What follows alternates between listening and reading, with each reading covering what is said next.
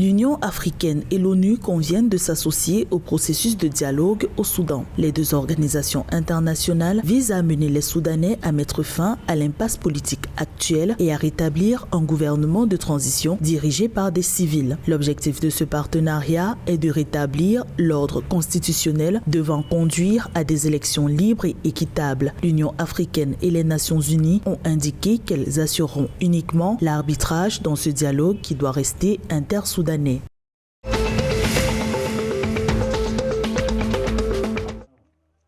L'agence d'État chargée de la distribution de l'énergie électrique Ethiopia Electric Utility a généré 8,96 milliards de birrs de revenus au cours du premier semestre 2021-2022. L'évaluation des performances des entreprises publiques éthiopiennes a montré que la société a atteint 83% de son objectif pour la période. Ethiopia Electric Utility a fourni de l'électricité à 176 000 nouveaux abonnés, faisant passer la couverture électrique de 44 à 47% dans le pays.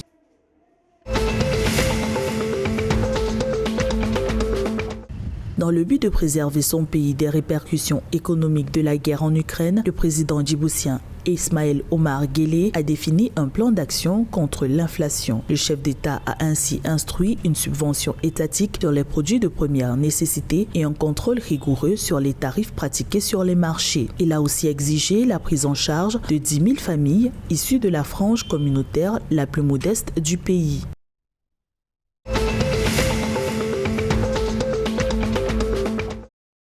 La Banque centrale du Kenya a rejeté des offres d'une valeur de 22,5 milliards de shillings lors de la vente d'obligations du Trésor en mars 2022. Cette décision a été motivée par l'exigence des investisseurs de revoir les taux de prêt à la hausse dans un contexte incertain marqué par l'inflation et l'affaiblissement du shilling. L'agent fiscal du gouvernement kényan n'a pris que 18,45 milliards de shillings, rejetant la plupart des offres, y compris celles qui recherchaient des taux d'intérêt supérieur à 14%.